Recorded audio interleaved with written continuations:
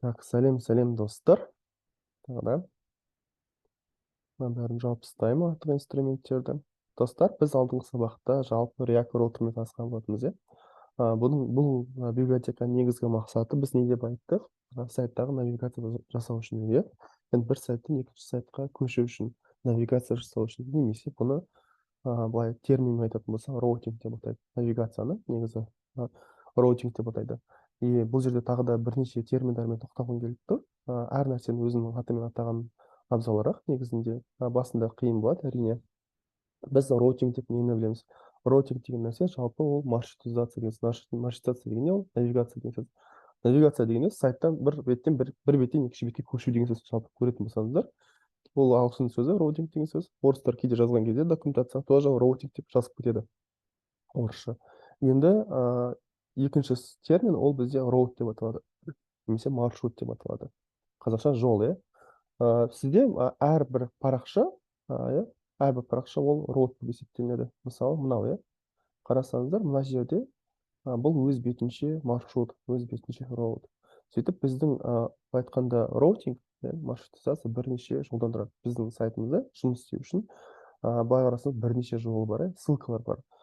Сол үшін даже неде карталар, мысалы кейбір сайттарда үлкен болатын болса, сайт ауқымды болатын болса, ол жерде мысал ретінде андай картасы болады. Карта навигация деп атайды. Сол жерде көрсетіледі, сен басты беттесің мына жерде, мынаны бассаң мына жерге кіресің, мынаны бассаң былай кіресің деп үлкен бір ағаш тәрізді болады ол жерде. Сөйтіп үлкен сайттарда көресіңдер. Мысалы, Сульпак деген сайттарда болады, карта навигация деген нәрсе. Ішіне кірсеңіздер, сізге әрбір сайттан сайт үлкен болғаннан кейін адасып кету оңай. Сол үшін жаңа карта навигацияны қойып қояды. Сол. Және де мына жерде біз айттық, не қолданамыз дедік? React Router DOM деген библиотеканы қолданамыз дедік. Бұның ресми сайты мына сайт. Сол жерден толық танысаңыздар болады. Соңғы жаңалықтарды сол жерден аласыздар, иә. Біздің қолданатын версия 6.8.2. Кейбір жаңағы сайттан іздейтін болсаңыздар, ол жерде ескі версияны қолданады, достар. Сонда назар аударыңыздар, неге жұмыс істемей жатыр? Өйткені бұл жерде кейбір сайттарда ескі версия қолданылды. Қазір соңғы версия 6.8.2, тағы да назар аударайын. Установить үшін біз не дедік? npm install дедік, React Router DOM дедік. Бұл отдельный библиотека. Ары қарата басты бетті жасадық. Басты бетте бізде мынандай бір мәтін болады, және мынандай бір сілтеме болады. Мына бір сілтемені біз немен жасаймыз дедік? Арнайы link деген компонент бар. Бұл компоненттің бір-ақ қана мақсаты бар, басқа бетке көшіру. Яғни ссылка жасау бір, екіншісі басқан кезде соған басқа бетке көшіру. Әдеттегідей ол Ahref деген сияқты біз үйренген. Одан кейінгі нәрсе, ол мына жерде имплементация, қарасаңыздар тұр, link, одан кейін to деген оның өзінің пропсы бар, атрибуты бар, және бұған біз сілтемен жібереміз, about-ты. About өте қарапайым, басты мәтінді көрсету, about index.js-та біз не дедік? Осы қызықтың бәрі осы жерде. Қарасаңыздар, біз мына жерде структураны өзгерттік, жалпы біздің өзіміздің приложениемізді, өзіміздің қосымшамызды мынандай браузер роутер деген компонентпен қоршап алдық. Қоршап алу деген сөз осы үстіне қоршап алу ең бірінші болып тұру. Бірінші бізде app тұратын болса, енді бұдан жоғары браузер роутер деген компонент тұрады.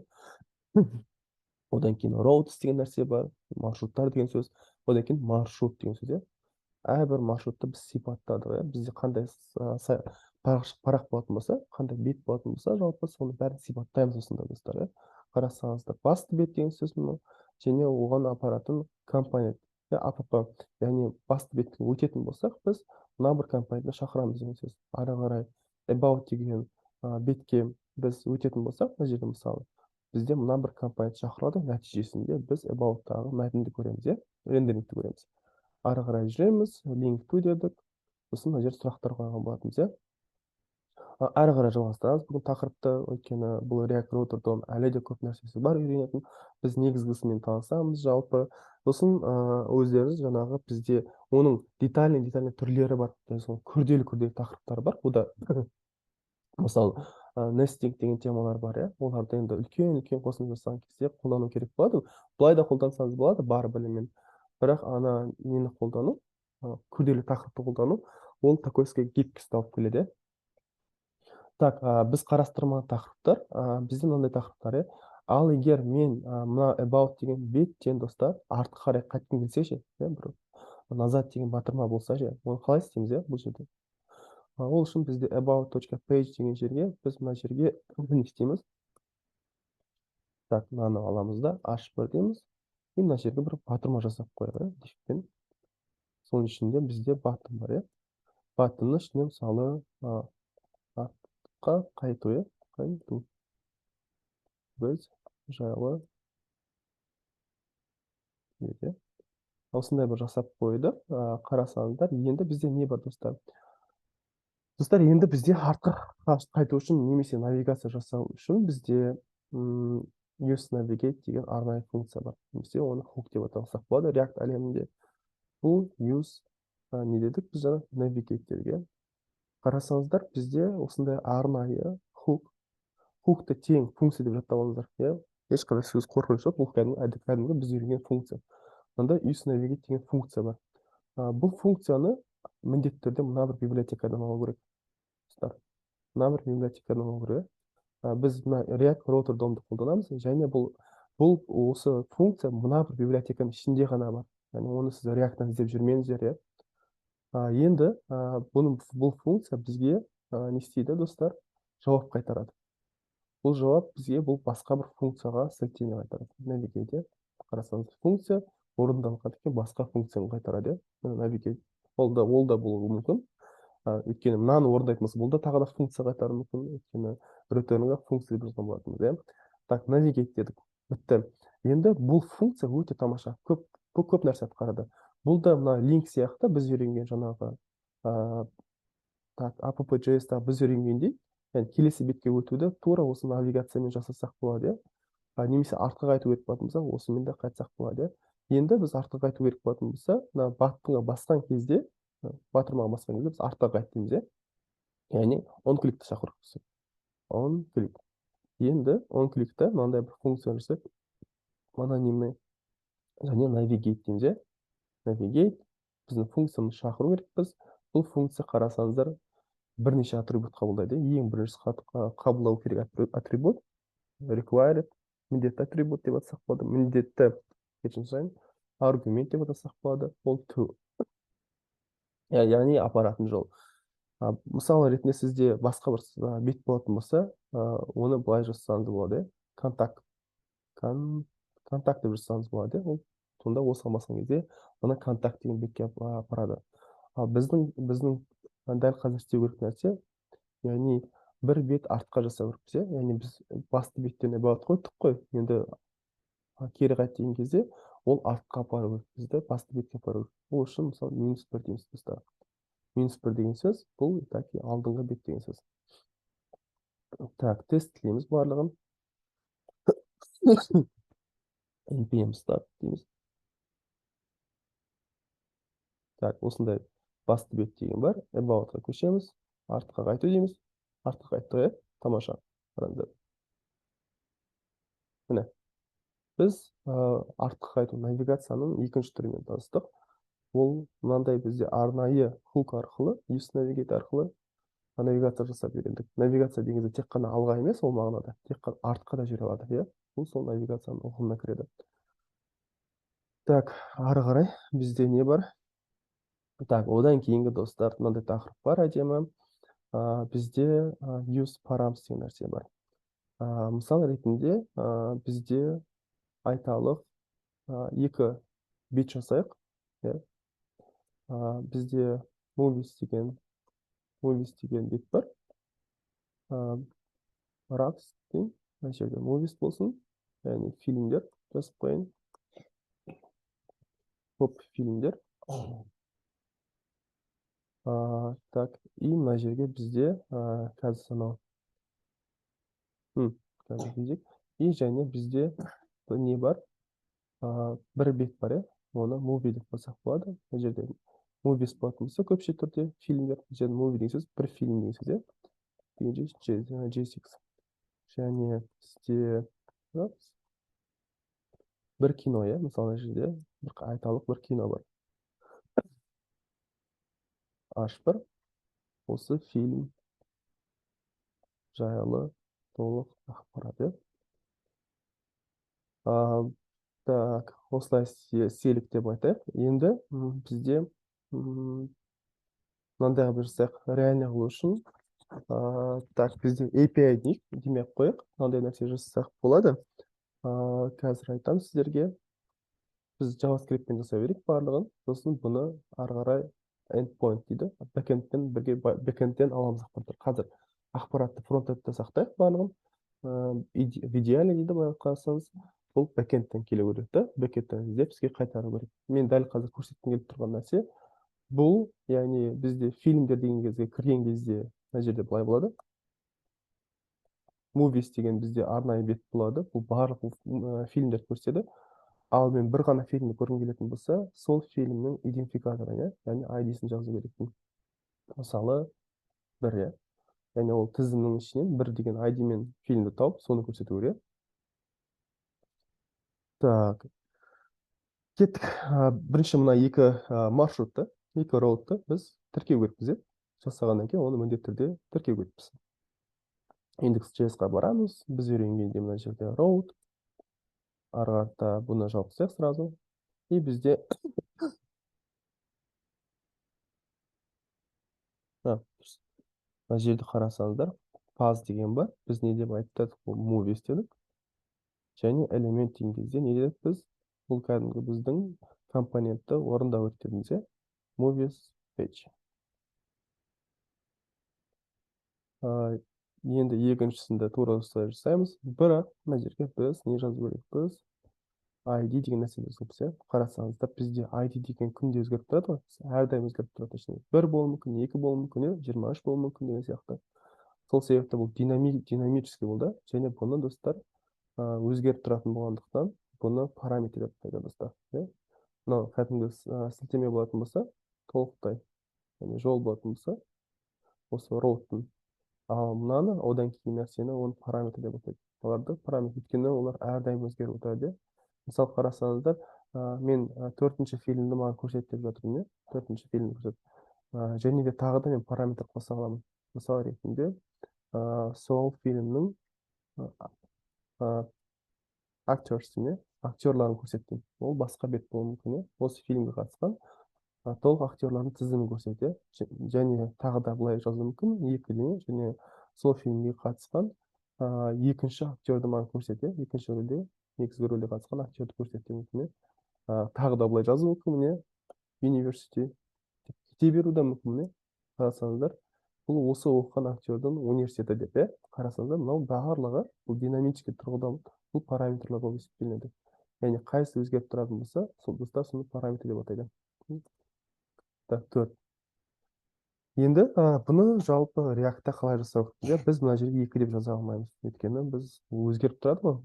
Сіз 2 деп айта алмайсыз бұны. 3 те болуы мүмкін, 4 те болуы мүмкін. Сол үшін бұны арнайы айнымалыға сақтап алады достар. Мысал ретінде ID дейді.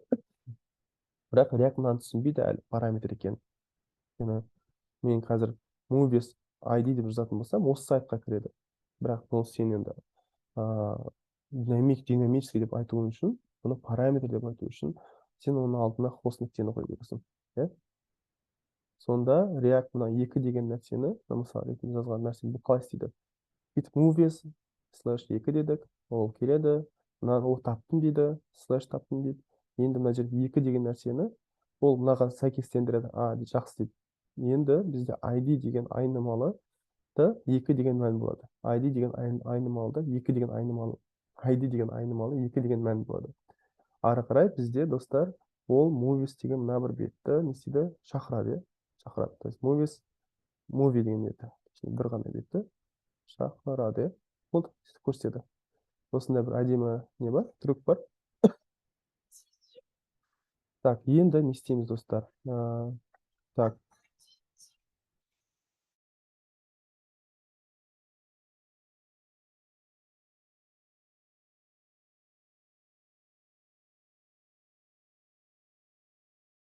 Так, кешірім сұраймын, достар.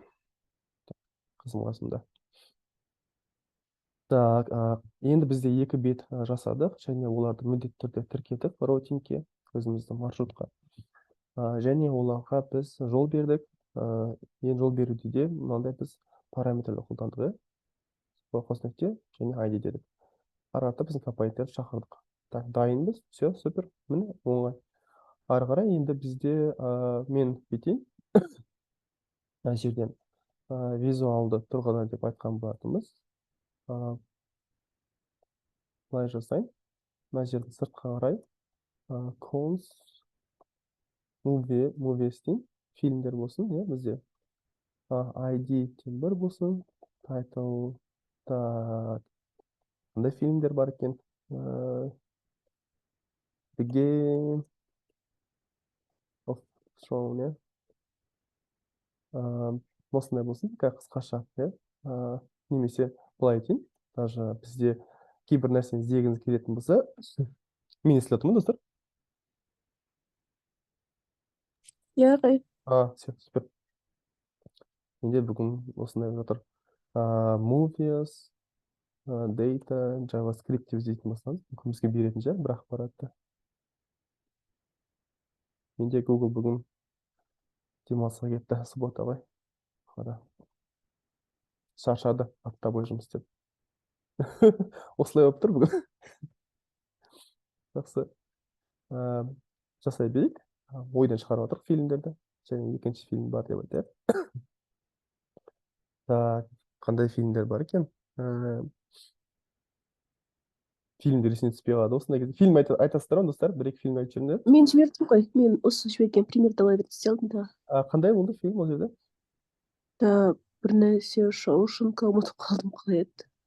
Давай, игра. Зеленая миля бар. Зеленая миля. Игра в кальмары, иә? Кальмары. Осыны қоясақ, игра в кальмары, и тағы да бір фильм қоясақ, үшінші фильм. Мысалы, Зеленая миля. Зеленая миля, иә? Осылай ма? Иә. Бізде 3 фильм бар. Енді осыны біз не істеу керекпіз? Көрсете керекпіз, иә, визуалды. You will, lie. You will. Былай жасайық, ең басында. You will дейміз. Көрсету үшін. Даже пассив сияқты. Div дейміз. Жерге бізде пассив дейміз. Қарасаңыздар, бізде сырттағы movies деген бар. Map'ті қолданамыз дедік. Бір фильм дедік. Return дедік. Енді осы жерде жаңағы JSX қайтарымыз. Так, div.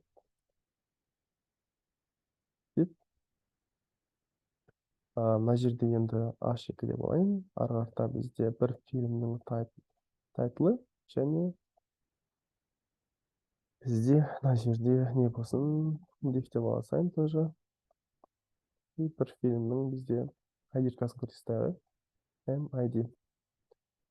Біз массивті қолданғаннан кейін міндетті түрде бұл жерге нені беру керекпіз? Key деген атрибутты қолдану керекпіз. Бұл жерде мына бір ID-ді қолдансақ болады. Так, фильміміз дайын. Тексеріп көрейік, жалпы не шығып жатыр бізде. Фильмдер бар. 3 фильм бар, қарасаңыздар. Game of Thrones, Игра в кальмары, Зеленая миля. Енді әрқайсысына айтқанда, даже мына ID-ні көрсетпей-ақ қойып. ID-ні көрмейді екен. 3 ойын бар, иә? Даже ID-ді былай көрсетсек болады. Қасына. Мен үшін менде ID-м бар тек. ID.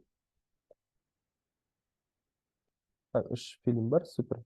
Мен жұмыс жоқ бар. Енді әрқайсысына мен басқан кезде, әр фильм басқан кезде, ол мені жаңағы фильмдер бетіне апару керек. Оны біз не істейміз? Жаңағы біз үйренгендей навигация қолдансақ болады, иә? Немесе екінші жол бар, ол link деген компонентті қолдансақ болады. Link меніңше бұл жерде әдемі, и оның орнында болып тұр. Екеуі де бір-бірлерін алмастырады, если что. Так, link дедік. Мына жерге біз өзіміздің мына бір компонентті берейік. Және бізде ту деген бар, иә? Бұл бізде апаратын жол. Так, movies және бізде бұл фильм болғандықтан бұл фильмнің ID-касы керек. MID. Сілтемелер пайда болды. Супер. Мен егер таянтатын болсам, қарасаңыздар, ең астыңғы жақта, сол жақта movies /1 деп тұр. Тағы да таянтам. Movies /2, movies /3.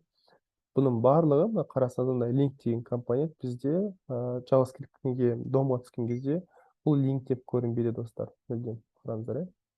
кәдімгі біз үйренгендей, біз көзіміз үйренгендей ол а тегі болып көрінеді, иә. Және hrefпен қарасаңыздар, link деген сөздің орнына а деген тег пайда болды. Href дегенде бізге не пайда болды? Жаңағы hrefті to деген болды. Оның орнында href пайда болды.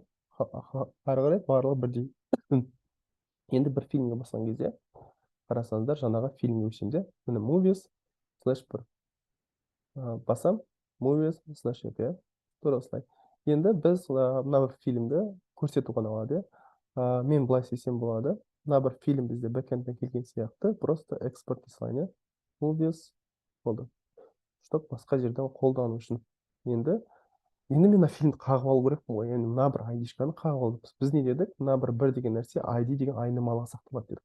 Ну, тамаша. Енді біз былай енді ала салмаймыз, бұны ID деп былай. ID бар екен деп. Жоқ, достар. Бұл параметр болғаннан кейін бұны React Router'дан алу үшін бізге арнайы тағы да бір хук бар. Екінші, бұл use params деп аталады. Қарасаңыздар, бұл params деген бізге объектіні айтады. Params деген объектіні айтады. Ары қарай params'ты осы жерде біздің айнымалының барлығы сақтаулы. Осы жерде сақтаулы. Params дейміз. Мысалы, мына жерге көрсеткім келетін болса, жаңағы фильмді H2 params мысал ретінде бізде ID болды. ID-шкасын көрсетейік просто. Қарасаңыздар, бір, мына жерде көрсетілді.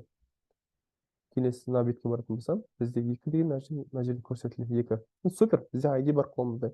Енді бар қалғаны осы фильмдердің ішінен сол бір ID мен фильмді тауып көрсету, иә. Ол үшін бізде мына бір movies деген жерден, мына жерде cons деген бір арнайы так, былай жасаса, cons movie деп, және бізде movies деген нәрсе болды. Так. Соның ішінен find деген нәрсем бар. X дейміз. X мына жерде оның ID-шкасы мына бір неге дейміз? Біз мына бір парамыз нүкте ID-ға тең дейміз. Бір фильм тауып алдық. Сол фильмді мына жерде біз оның тайтлын көрсету керекпіз. Граф кальмары. Мына жерге тоже ID-шкасын қойып қойып. movie.id нүкте. Қарасаңыздар, міне The Game of Thrones'ға кіреміз. Басам. The Game of Thrones, және ол туралы ақпараттар. Игра в кальмары өтті, сілтеме. Фильмді тауып алды, көрсетті. Игра в кальмары. Үшінші зеленая миля. Достар, осы барлық нәрсе. Қарасаңыздар, біз навигация жасап үйрендік. Яғни use navigate арқылы біз артқа да жүре аламыз, қаншалықты қаласақ. Алға да жүре аламыз, және де біз, достар, басқа беттерге де өте аламыз. Мынандай бір ат беру арқылы. Одан бөлек біз не істедік? Мынандай бір use параметр деген ұғыммен танысқан болатынбыз. Яғни URL-дің әрбір роутың оның параметрлары болуы мүмкін. Одан бөлек соларды біз сипаттауды үйрендік. Мына жерде қарасаңыздар, movies ID деген сияқты. Достар, осы үй жұмысы осымен толықтырамыз. Мен бірге параметрлар аламыз, жасаймыз. Және сіз қолдан былай жасасаңыздар болады. Тура фильмдерді құрып, соны көрсету керексіздер. Массив мынау маңызды емес, қайдан келеді ақпарат? Клиенттен келуі мүмкін, фронтендтен, немесе бэкэндтен келуі мүмкін, запрос арқылы. Ең бастысы параметр, сол бетке өтіп, соны фильмді іздеп көрсету. Тура осыны жасайсыздар, ол айтқанда. Жақсы қалай. Жақсы, сәттілік онда. Рахмет. Аз болсын.